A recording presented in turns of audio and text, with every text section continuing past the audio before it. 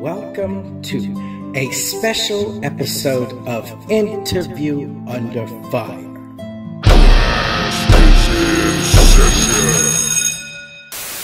Nick Childs, A.K.A Rapper Extraordinaire Claas, solo artist on Lyrical Snuff Productions, and 1/3 of rap supergroup The Underground Avengers on Magic Ninja Entertainment. Today, we will be taking a small look into his career. You talk about people say I'm a superstar. Look at this nigga. We will find out how he feels about his friends, Nah, for real, fuck that dude, bro. the people in the music industry he has worked with,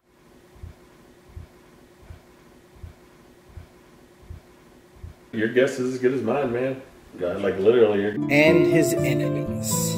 like if they want a piece, they know where I live, bro. You can come to my address. I'll send it to them. You can bring it on. Or we can fight with hands. I don't need weapons. You know. Let's catch these hands.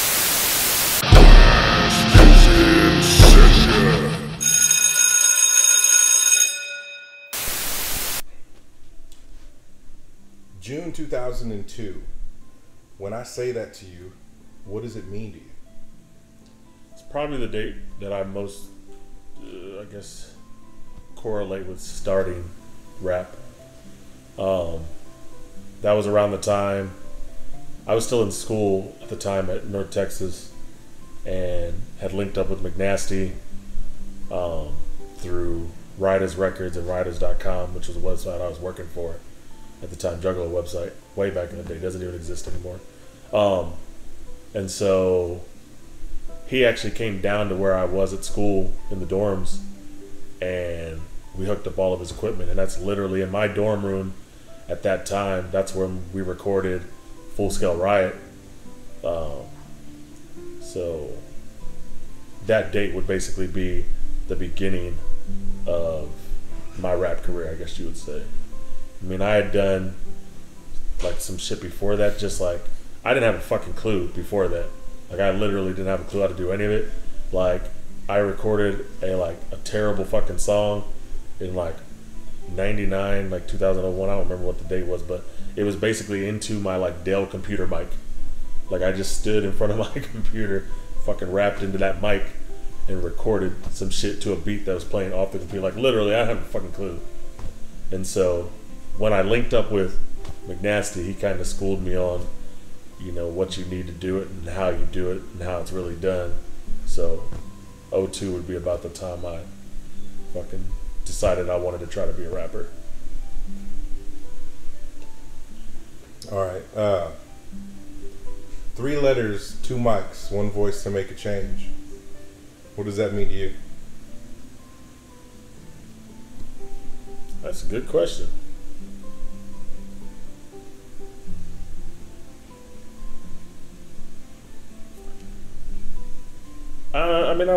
I guess the 2 mic thing is the weirdest part of it. Like the 3-letter part, my 3 letters are always gonna consist of TCH. Always. No matter what anybody says. Like, no matter what I'm doing, what I'm on, those 3 letters, that's basically me and my friends. Also ATX, which a lot of people don't ever know about, but the only other person, there's some people around, but ATX was me and Evil from Creature Click, and another friend of ours named Aaron, then a real good friend of ours named Chris, or Spider, who passed away like 10 years ago. So those 3 letters have meaning to me, ATX and TCH. As far as the question goes, Because it's a lyric from Full Scale Riot. Dude, I don't remember that shit. Right? Yeah, that's from Get Ready. Right? It was Get Ready. Yeah. That would basically be because I have a lot of like acronym fucking group names, don't I? Yeah. Fucking UGA. Yeah, you're yelling at FSR. The labels MNE. My thing's TCH. I was a part of ATX, FSR. Yeah. Jesus Christ. LSP. Right. Man, 3-word chant. 3-word now. Man, I didn't even remember that lyric. Jesus, that's going so far back. I couldn't even remember. I couldn't even tell you song titles at this point unless I saw it. Like I'm so far removed from it that it's hard to remember everything back then. I have terrible memory. But dude, I loved Full Scale Riot. It was awesome, you know, because I didn't have, like I said, I didn't have a clue what I was doing. Even the very first show we did, I stood in one spot, like on stage the whole time on the right side. I'll never forget it. It was at Ridgely Theater, in the fucking big main room. Because remember, Ridgely was only one room then. It was in the big ass main room, and we did this show, and literally it was all rock bands. We used to do these shows with these guys named Smalls and Ill, and for some reason, besides them who were rap, those two, everybody else was rock.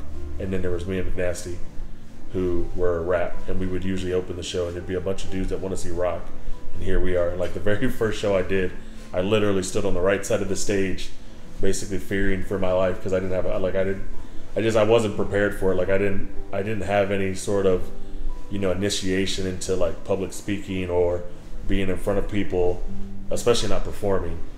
So it was mad weird. I guess the closest thing I had to it was playing sports. But that's a lot different. When you're playing sports, there's several people at that time doing shit. You know, it's not just like, you know, you. So, but FSR as a whole, man, I think like it was fun.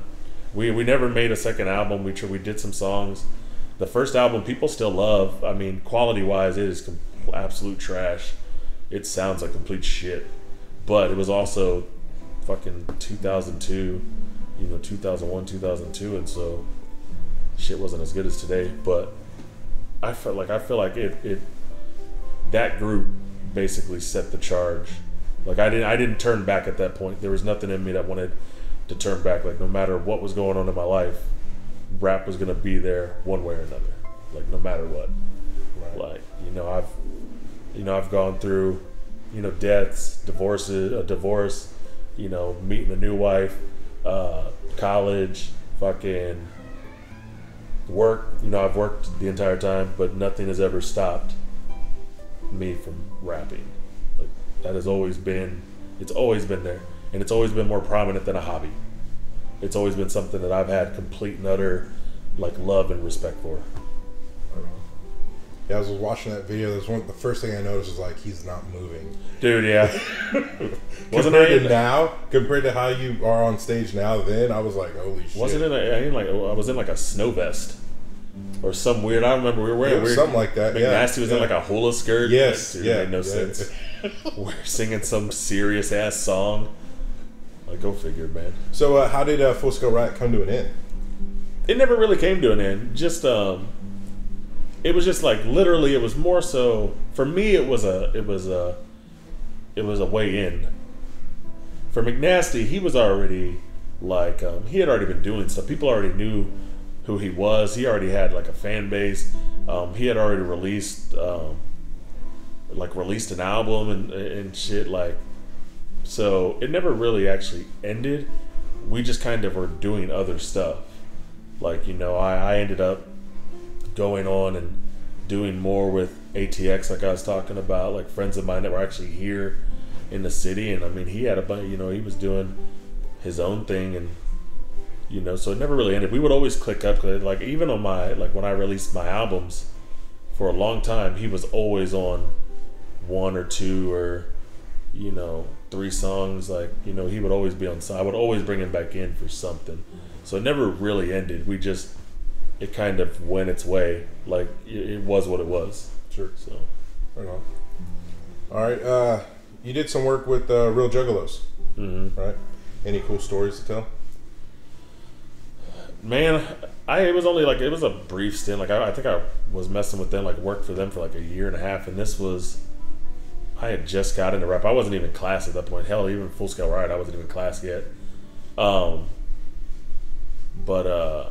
the only story is just a fucking the only thing I really remember is the crazy ass gathering in 2002 when I was working for them. The same one that McNasty was wearing the hula skirt and all that, like the pepper spray incident for the girl showing her tits, and like the fucking local authorities pepper sprayed us, and then like later that night after that shit, when they were almost gonna shut it down, then they didn't shut it down, and then like so then Dark Lotus played that night. Fucking Violent J fell off stage, like, and then after Dark Lotus was done, SWAT team was out. Like, I mean, like fucking 30 SWAT dudes just lined up outside. Like, you walk out and see that, and it's just like, holy shit. And then my friend Sean picked me up and threw me down on a car, on the hood of the car. Like, we didn't give a fuck back then. We were kids. Right. Like, you know, SWAT team or not, we were hyped. We were amped up from fucking watching Lotus play, you know, and being at the gathering. And so, like, that was a crazy thing. Even, like, literally, that, I mean, I don't even know if that has anything to do with Real J. It just happened while I was working for them. I mean, Sure. The one cool thing that did happen at that time was because I was working for Real Juggalos, at that point ICP did this thing called Seeds of the Lotus, which was like a conglomerate of 6 fucking Juggalo websites. I don't even remember them all. I think the 6, Fago Lovers, Real Juggalos. Man, there was like 3 more. But anyways, they basically just ICP had disappeared for like, man, I want to say like a year and a half. Like, no one saw them.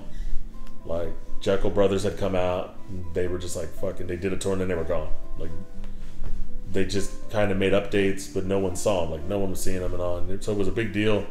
Like, that gathering, the day before the gathering started, they invited a bunch of us out there, basically for them to like reveal themselves, I guess, come back, you know. And so that was super cool, you know, because at the time, being a Juggalo, like, it was like, you know, we were the first ones to see them change their face paint, because at that time the Wraith was coming out, so that's when they swapped out to having like the red and the blue, and they told us about the Wraith, showed us the fucking Joker's card, and you know, so that was dope, man. Like, that was cool. that was a really neat thing to be a part of.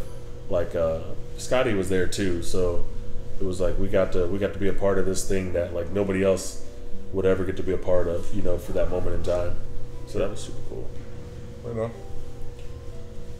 All right, so ATX, how did that actually come about? We were just friends. We gave it a name. Like, I was already fucking around with rap at that time, and so was Evil. And then our friends Chris and Aaron, they kind of did their own thing, but they like did this, like, basically all they did was like they take beats and then like freestyle for like 10 minutes as long as they could, and then they would chop and screw that and make like 36-minute songs. Like, it was really fucking weird.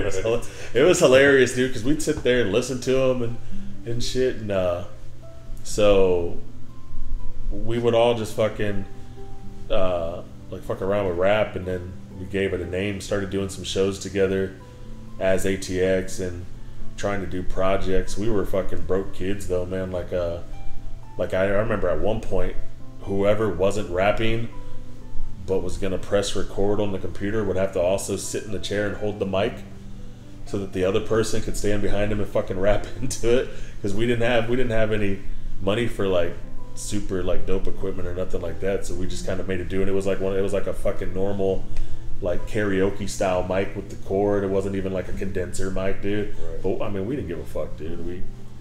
We made some songs, and like, I guess you'd say at that point they were like demos, because then we went to a studio and that Evil had found in Crowley, and actually recorded a bunch of stuff. And they were on like the album I released, Almost Classic. I think everybody but C is on it. C never really wanted to like do it. He just kind of liked freestyling and chopping screwing it. But me, Chris, and Evil recorded a few different songs, man. There's a few different songs on Almost Classic that has all 3 of us on there. So that's where that came about. Right on. Okay. All right, so what we're about to do, you're going to get 20 seconds, okay? Hot seat. 20 seconds. I want you to name however many different types of fish you can name. And go. Salmon, tuna, flounder, tilapia. Does shark count? Sure. All right, shark. I mean, there's a sharkfish. But... Man, I don't know fish. Catfish. And you're done. All right. Class can name 6 fish in 20 seconds. Wow! I don't even eat the shit for the most part, so I definitely don't. I don't know him. He ain't gonna catch my ass on a lake or nothing, tossing out reels. So. Okay, so.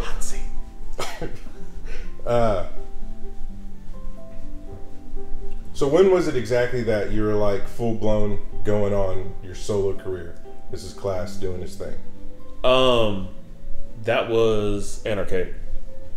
When I met this dude named Foof, and he kind of it was a label McNasty was on actually, and he kind of had this an underground label starting just like 03, 04 when I met him and started messing with it, and I created Anarchaic that came out in 05.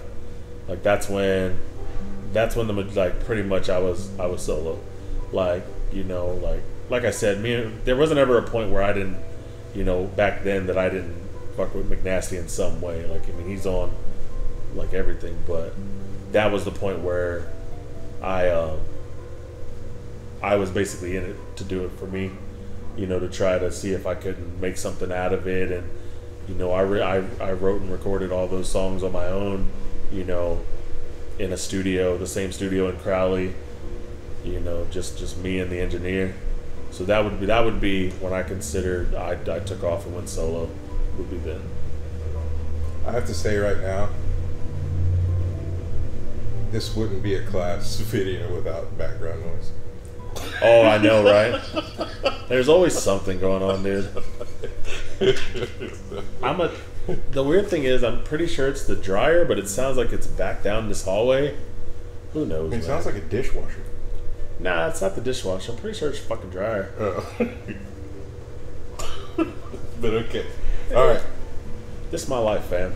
There's always something going on at all times. All right, so Tunnel Runner. Tunnel Runnels. Let me start over on that. All right, Tunnel Runners. How did that come about? I guess they were gonna do a project, and I had heard about it. We were on tour. Me and Ronnie were on tour with Blaze, and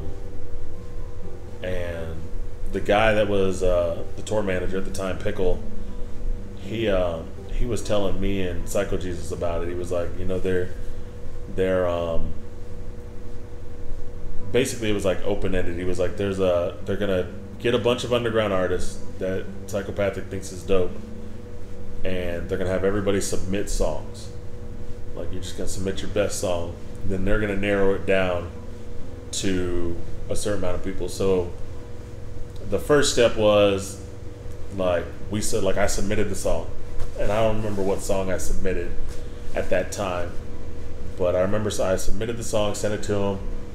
About 2.5 weeks later, I got an email saying, they liked the song, yada, yada, yada. What they needed me to do was to create a brand new song. Like, if it was going to be a song on this album, create that song and submit that. So, went into the studio, and that's where I came up with All Fall Down. Fucking knocked it out and sent that in. Didn't hear shit for a while. Man, it was a good while before they said anything. And then got an email after that saying it was that they loved the song and that they were gonna use it. Sent me a contract, because we all had to sign, like contracts and 1099s, right? All that shit, because they paid us for the song. Oh, nice. So we signed 1099, signed a contract. They paid us. They took the song, and shit, that was that, dude. They fucking put it out, and it did well, man. Like, I mean, I couldn't tell you how much it sold, because that's not a number I'll ever have. But I know we hit the top rap albums Billboard chart like the week it came out, and that wasn't counting all the copies they sold at the Gathering the week before it actually came out. So I mean, it pushed well, man. It was a good opportunity. I mean, shit, like, especially like I said, dude, like being a juggalo and shit. Like, I mean, it was like, oh shit, you know, like that's a big deal. I'm on a fucking CD that Psychopathic's putting out, or Hatchet House, right, at the time. But you know, still, fuck that, dude. It was fucking Psychopathic, you know. So that's how that all came about. Sure. Right on. What is that noise? It's got to be the dryer. I'm gonna go turn it off. Okay. All right. So as far as LSP goes, how did you get signed with them? I mean, was that something you pursued, or they just came at you? It was actually it was a little bit of both, I guess you could say. Kenny had talked to him before, just to kind of inquire, kind of get a feeling about what they thought about the idea. You know, everything for me at that point was kind of stagnant. Like, that's not to, you know, take away from anything I had been doing or anything that we had been doing, you know, as far as like working with Ronnie and everything. There got to a point where it was just like, it just got stagnant. Like, it just wasn't what I wanted it to be anymore. You know, like I wasn't really happy about it all. Like, I just wasn't happy. It just seemed like everything was kind of going through the motions, you know, and everything just wasn't the same anymore. And so, like, I needed something else, you know. I didn't want to stop doing it, you know, so I just needed something else, something to kind of jolt and you know, kick everything back into gear, you know, and not lose any of the momentum that I had built, you know, over time. And so Kenny had inquired about it, talked to Bubba, who's, you know, one of the owners that lives out here, and had talked to Scum about it, and you know, they were interested in shit. And so actually they were down here, I don't remember what tour it was, but Scum and them were here, and basically I talked to Scum at that point. Like, me, I've known Scum for years and years, so me and him just, you know, bullshitted, and I was just like, you know, what would you think about it if, you know, like, as far as me joining y'all, like, well, what would you think about that? And he was super down with it. Like, he was cool with it. He was like, well, let me talk to, you know, Bubba and Fiasco and kind of work some shit around here, you know, because we're kind of overcrowded, you know, as far as who we have on the label right now. But he was like, you know, it's basically the same boat. They wanted something too, you know, like, their end was it was getting super overcrowded. They had too many artists. Like, some of the artists weren't doing enough, weren't going out there, getting out there, you know. So, you know, he talked to them, and then we linked up in Austin to do another show on his tour, and I don't want to say it was like a tryout, but kind of felt like one. Like, me and D got up on stage and did our fucking thing like always, and like they were all just kind of standing, you know, in the back, like watching us, you know, kind of like hawks and shit. It was super weird. It was a weird atmosphere that day, but you know, like we don't change our shit up no matter what. Like, we just do our thing, and so it was all cool, like, you know. And then we got done, kicked it with them and shit. Everything was all good, and then he hit me up maybe like 2 or 3 days later and was like, dude, let's do it. He's like, everybody's completely 100% down. They would love to have you join. So then it was a matter of, well, how and when and what are we going to do to announce it? And that's when the whole Gathering thing came about. Like, I wasn't scheduled to perform or nothing, but we're always out there anyways. And they were scheduled to perform that year. And so he was like, you know, why don't we just, you know, bring you out at the end? We'll announce you at the end and bring you out, and you can do your song with Smalls One, and you know, that's how we'll announce to everyone that you're joining LSP. And I was 100% down, so that's what we did. Like, I came out that day, and he announced me. Everybody was fucking hype on it. We performed, and then like, you know, the response was super cool. Like online, like everybody was really down for it. Everybody thought it was a good move, and that us joining forces and shit was a good thing. And like, dude, it's been dope as fuck since. Like right. I love the label. Like I fucking love it. What was like though, like compared to like when you were announced, compared to the actual album coming out? I mean, there was a good length of time there, right? 2 years. Right. Yeah. Trust me, Scum was on my back every other day, dude. Oh, okay. Yeah, just Claas, when you gonna get the album done? Right. Like, dude, like I mean, I didn't want to put anything out that like I wasn't gonna be happy with, and so I didn't rush it. And you know, then we ran into some spots where it was like I was waiting on some people to get me verses back, and then the process of getting it mixed, like me and Don, like he mixed shit probably 3-4 times, you know, each song. Like he'd send it back, what if we do this? He'd send it back, what if we do this? Or I'd go out to Wichita Falls where he lives and be like, well, what if you do this? And like we'd keep tweaking shit and changing stuff, and then I had to get it mastered, and you know, like it just, the process was super long, but I wanted it to be worth it. You know, like I wanted all the songs to like be worth it. Like I didn't want to just fucking toss it out there and then people be disappointed by it, you know, for my first release. So I took a lot of time to do that. Probably the longest I've ever taken in between albums. All right, so when I say, so look at them now, all of them dead on the ground, pistols be putting them out.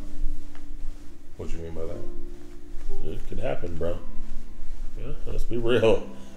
It can fucking happen, son. I mean, you know, I'm gonna make them beg. Yeah, you know, for me, F me, F you, fuck me, fuck you, however you want to say it. Yeah. That was a fucking phenomenal album. You know what I'm you. saying? That's my opinion, and I pretty much listen to it every day. So, yeah. Do you feel that it was your best work thus far? I feel like at the time, yes. I feel like I still have room to grow, which sounds crazy because I've been doing it for so fucking long. But I feel like I constantly, like I'm, like, I think people are going to be like super surprised at my content on this UGA album. Like what I provided to this album. Like I think, like I'm never really satisfied. Like I loved F Me F You, but I also loved Respect. You know, I thought Respect was a really strong album. Like I really liked the tone of it. I really liked my delivery and everything, but it's vastly different from F Me F You and the tone and my delivery and everything. Like I changed up a lot of things in F Me F You. I tried to be super diverse with the shit I did for F Me F You, and now I'm working on, you know, this album Blood, Sweat, and Tears, and it's different. Like it's completely different. Like there's a lot of different cadences, and like just my delivery is different on a lot of it. Even the very first song I dropped is the Come and Get It. Like it's just totally different from a lot of the other stuff. But at the time, yes. And until anything else comes out and people see the rest of the stuff, yeah, still till right now, I think F Me F You is probably like the best thing I've ever done, like overall. Like I mean, I just, from start to finish, I think it's really solid. Okay. Like so. Right on. All right, so some people may not know this, but there's a war going on. Somewhat a secret war. Yeah. But you know all about it. I know. It's the war on mosquitoes. I'll whoop them niggas' asses, bro. I can't stand them, dude. I can't stand, like, it's ants and mosquitoes, bro. I hate both of them. They just ruin a good day. Right. It's like, you know, you have a good time outside, like partying, having some drinks and shit, and you come outside and you're like, all night. Like, it's like you just ruined the day. As far as the whole shit goes, it's kind of gotten out of hand, hasn't it? Like, yeah. It just started one day. I was bored, and I had swatted this mosquito down. Like, I mean, literally, I was just bored, and one was flying around me, and I just happened to catch it. Just happened to fucking catch it, and then I created a fucking, you know, paragraph long story about it that was way and over exaggerating the battle between. Good writing though. Yeah, right. Way over exaggerating the battle between me and this mosquito, and then it was like, man, that was actually kind of fun. And so then, like, another day I was like, I'll just do another one right now. Now it's just like it's like I feel like people are waiting, like they never know when it's coming. It's just like eventually you're gonna see bruh, and there I was, and you kind of what's fucking coming, and it's just fun, dude. Like there's no thought process. Like that's the best part about it. It's kind of like lyric writing. Like there's absolutely no thought process. I literally could be sitting at work, could be sitting here. One of them I wrote sitting at a CC's Pizza. Like I could be sitting anywhere and I will just start writing. I'll just start doing it. Like there's no pre-planned words. There's no pre-planned thoughts. All the bumper sticker things I stick in there are just fucking random things I may have seen at some point in time. Like they're all just basically off the top, like random fucking stories, dude. Like that's the best part about it. That's the most fun for me, is to see people react to me just basically rambling about mosquitoes, bro. Like it's hilarious. Some of them have been long. They keep getting longer, dude. Right. The war's getting bigger, bro. Like the stories have to be more intense. So if mosquitoes are here right now, what would you say to them? I mean, I'm right here, bro. Like if they want a piece, they know where I live, bro. You can come to my address. I'll send it to them. You can bring it on, or we can fight with hands. I don't need weapons. Let's catch these hands, mosquitoes. Catch them. Right on. Yeah. All right. So, how about this? Don't trespass in my yard, then die hard. Yeah. How does that make you feel? I love it. Yeah. I am John McClane, and my balls allow me to survive all. Right. Dude, I know, I love it. Don't ask me where it came from. Just random lyric. But I love it, dude. That song, dude, I'm super proud of this album. I think people are going to be generally surprised. I mean, maybe not if you're a fan of what we did the first time. I think you'll dig it no matter what. But that was just like a collaboration of songs. That was just, Boondocks didn't have anything to do because he was off of Psychopathic, and then me and Buck were already going to do a project anyways, and just he was like, would you care if fucking Boondocks joined? Like, hell no, like let's do it. And it was just a collection of songs, dude. We each grabbed some beats, we started a song, we sent it to the other people. There it is, like UGA, put it out.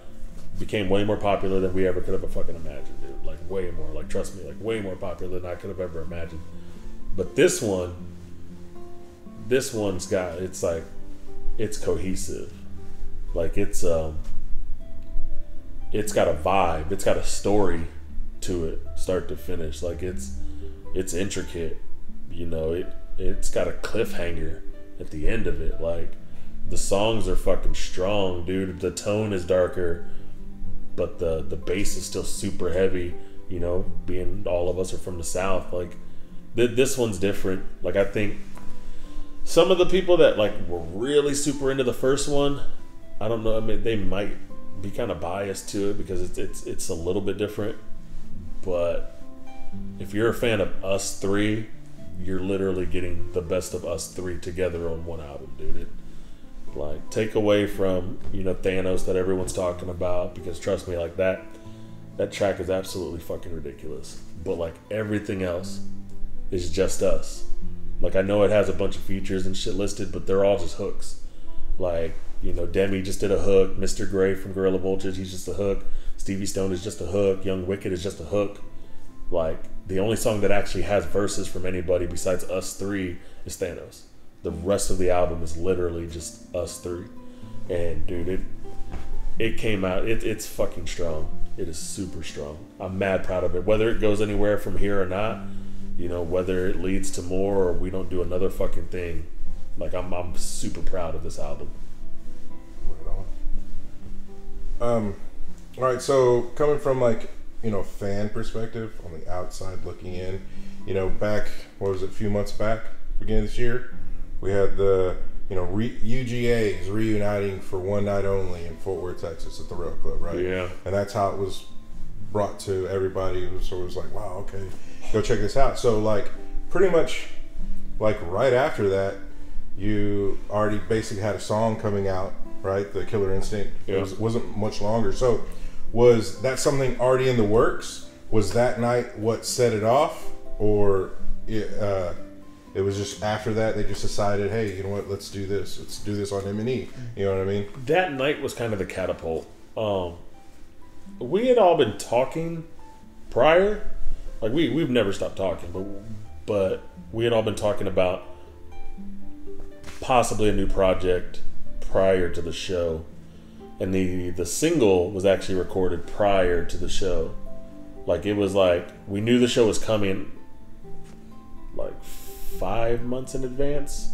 Like we knew about the show maybe 4 months before it was announced, and like 5 months before anything. Like we were like way out. Like we knew it was coming, and so we had decided to do a song, and the whole thought process was we'll record the song, we'll get it pressed up, and we'll drop it at the show, so people will have a brand new UGA song, to fuck with. Unfortunately, it wasn't able to happen. Just timing didn't work out, so we weren't able to get the song pressed.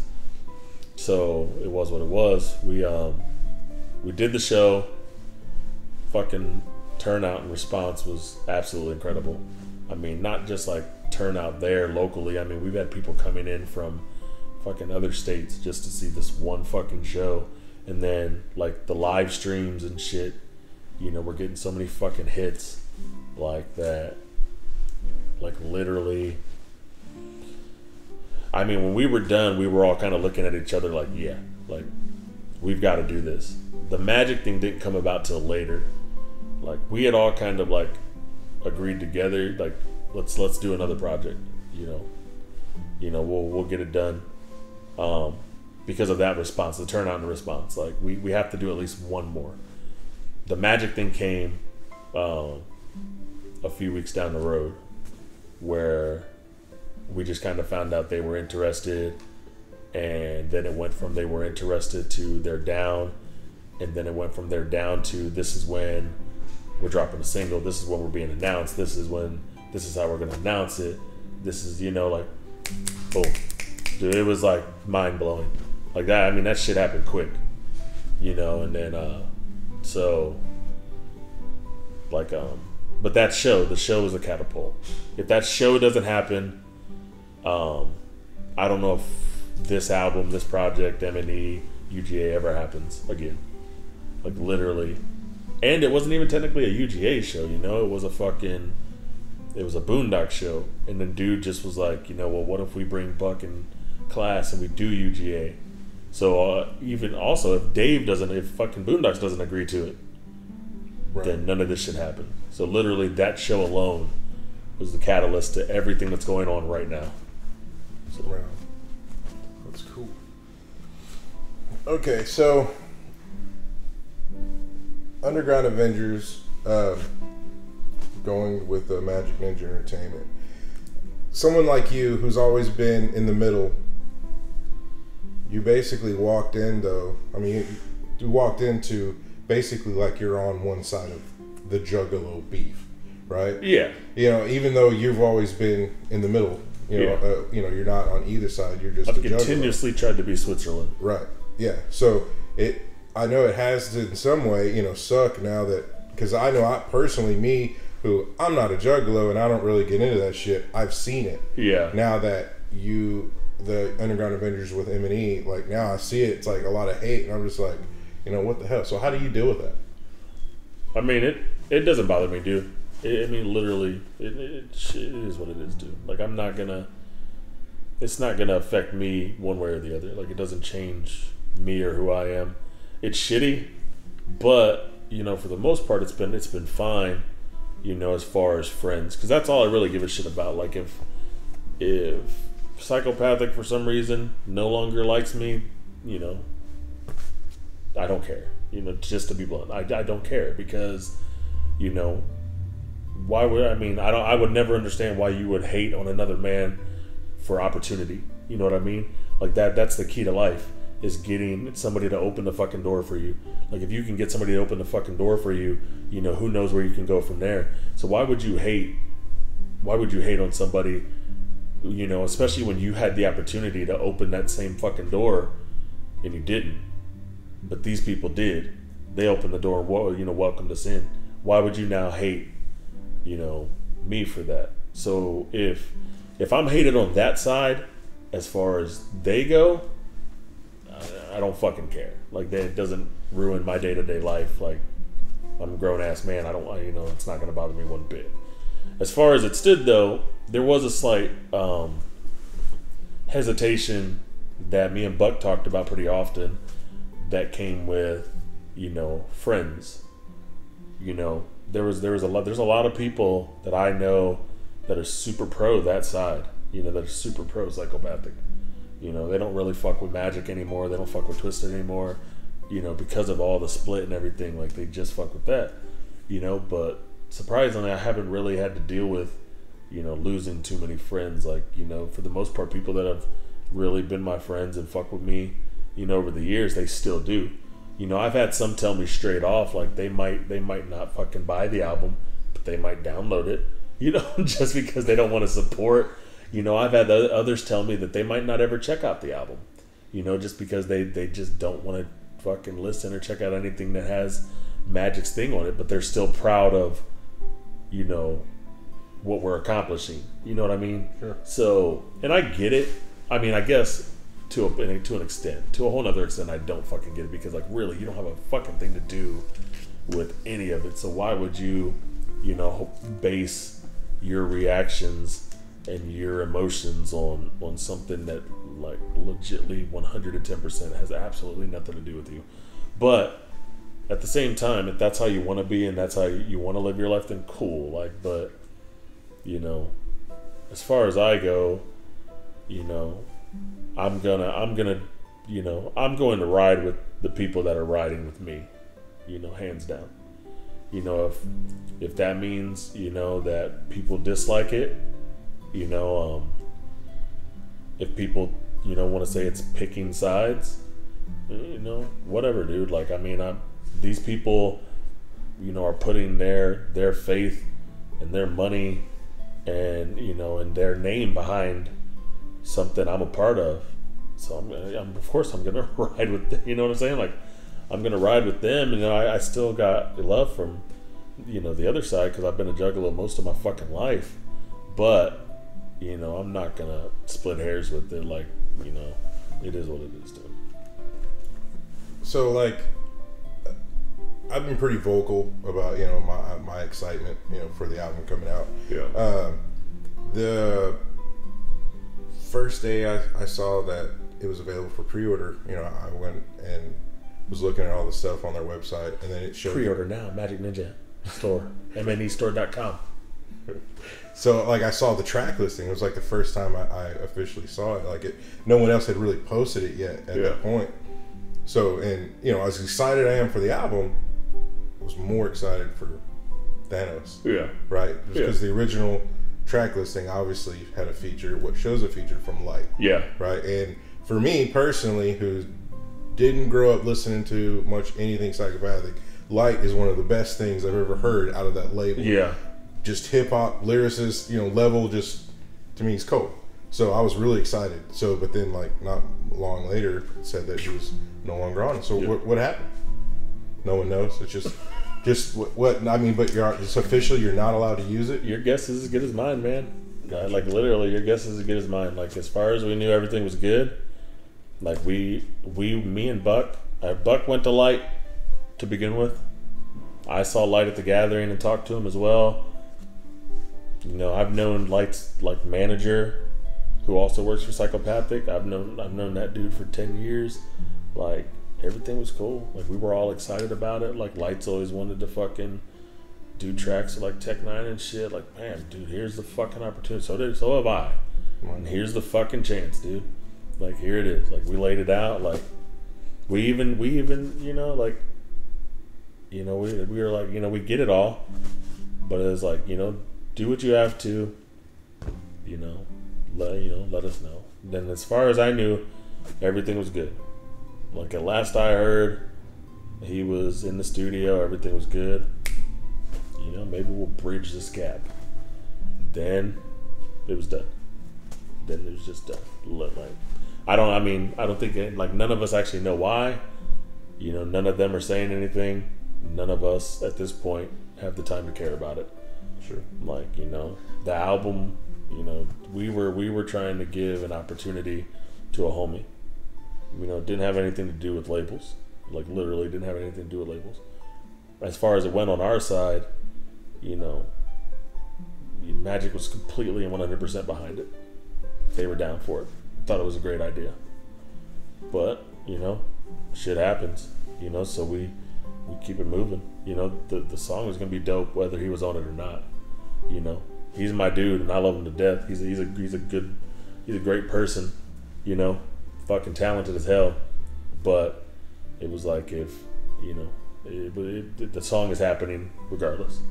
Right. And the song happened regardless, so I guess opportunity missed, Sure. Right on. All right, now we're going to do a favorites flash round. It's not timed. It's just, whatever your favorite thing that I'm asking. I just want to know what it is. All right, ready? Let's do it. Favorite dish? Chicken Parmesan. Favorite metal band? Ooh, Asking Alexandria. Favorite cartoon? Probably early Transformers or Thundercats. Favorite sport? Basketball. Favorite Jordan shoe? Ooh, the 11. Oh, nice. Favorite wrestler?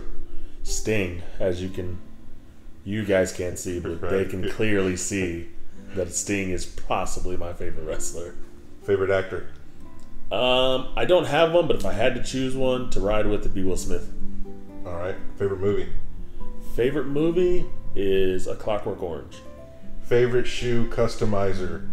To this guy. This guy. Antonio Suave. Right. Nah, he kills it. He kills it, for real. Love those shoes. Oh, thank you. Thank you very much.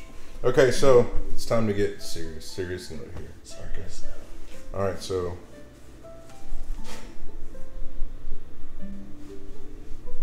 we spoke to your wife, Sherry, all right? She told us that you're a hero. Yeah. Yeah. All right. You don't want to talk about it or what? No. I don't even know what to talk about. She said it was one night y'all were driving home. It was after dinner. Came across a burning building. The old lady outside. She was screaming. You jumped out. She said her 3 kittens were inside. You rushed in and saved them. You came out, you had a burning kitten all over you. That sounds terrible. How does it feel to be a hero? I don't think that actually happened. If it did and you talked to her, it wasn't with me. So, might need to have a discussion. I don't remember that one bit. Yeah, it's just bullshit. What a hair with the Fortnite dabs. Right? All right, so Blood, Sweat, and Tears. Yeah. When can we expect that? Hopefully in September. But don't hold me to that. There's no actual release date yet. It's still being mixed. It's done. Like, I've recorded everything for it. But it's still being mixed right now. So if the mixing gets done in a timely fashion, then I can send it to be mastered. And if the mastered gets done in a timely fashion, then I will hopefully have it in September to release. Either September or probably more closely to like October. So That's dope, though. You're going to hit us back to back pretty much. yeah, why not? I mean, I felt like that was the best thing to do. Right. I mean, I was already working on, BST, another 3-letter thing. I was already working on it prior to all the UGA shit going down. In my head, I was like, oh, Blood, Sweat, and Tears. Yeah. I was already working on it prior to the UGA stuff. Had already been recording and everything, and so, I mean, it would be the perfect time is to let UGA drop and to honestly just piggyback off of it. Like, that was the perfect way to do it. Like, give people more immediately after getting that You know, instead of like holding off and, you know, letting that like fucking be like, nah, fuck that dude. Like you like that? Here's more. So. All right. So obviously August 31st, correct? Yes. That's Underground Avengers, Anomaly 88. Yeah. We have a tour coming up after that. Mm-hmm. You don't know yet? Nothing official? I might know, I might not. But I'm not going to be the person to say anything about anything. Okay. So we'll see. We'll see. That'd be dope. Well, yeah, man. I mean, that's pretty much it. Anything else you got coming out you want to speak on? Let the people know. No, that's pretty much it, man. Just the UGA album and the new album for me coming out. Like, I definitely think people are going to be surprised. Like, they're different. The album by me is way different. It's a lot different. Like, it's not anything like F Me F You. Like, this one's more like more like older me, but like new flow. Like, it's real shit talky. There's some serious shit to it. Like, it's more has to do with me as a person and my feelings on shit and like stuff like that than it does on creating stories and shit like that. It's basically like me just telling, just basically me putting myself out there. So I'm super excited about it. It's a lot different. And then yeah, dude, UGA. I think people are gonna be really surprised at that shit. Really surprised. Like, if you like Killer Instinct, like that's just the fucking beginning, dude. Like, this album has some wild shit on it, man. Right on. All right, well, Claas, I appreciate your time, man. Thank you. Thank you, great. as always. There was no wings this time, though. They fucking, we got cheap. They hit me up. We had to buy lights. They hit me up and were like, "Hey, man, we're gonna do another interview." And I was like, "Who's this?" And they were like, "It's the guys from Interview Under Fire." I was like, "Oh yeah." And I was like, "That's cool, man. Let's do it." And then so like this whole day, I didn't even eat shit today. Like, I've yet to eat anything. And they show up to my house. I let them in my home on the day of my daughter's wedding. And like, they didn't even bring fucking wings, bro. Like, not a single fucking wing. Like, it's trash. Pretty. Sorry. It's okay, man. Shit happens, man. But next time, wings. Oh yeah, Get definitely. thug with it. When the next album comes out. Yeah. Hardcore wing challenge. Oh, shoot. It'll be called the Blood, Sweat, and Tears. Yeah. That's perfect. That is perfect, dude. For real.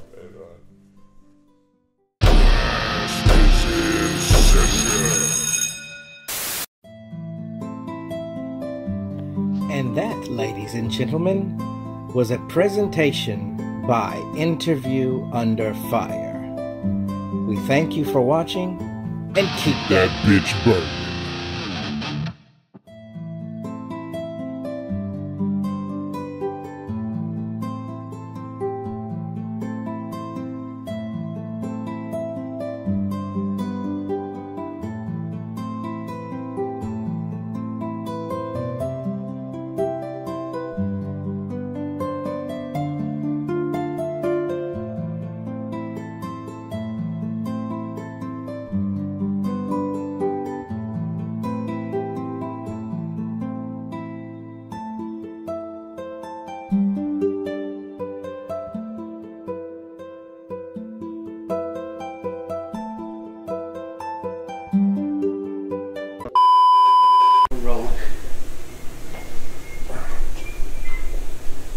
Alright. It's supposed to be interviewing. Yeah, well, I was right now. He's No, on the phone. we haven't been here long at all. Traffic was bad, and once we got in, we just started setting up. This is happening right now. Came over, said, "Hey, Yeah, so yeah, we're about to start. hey, let's interview Claas." Then the minute he says we're rolling, he says, "I gotta take a phone call." All right, let me go. And talk about people say I'm a superstar. Look at this nigga. So I was like,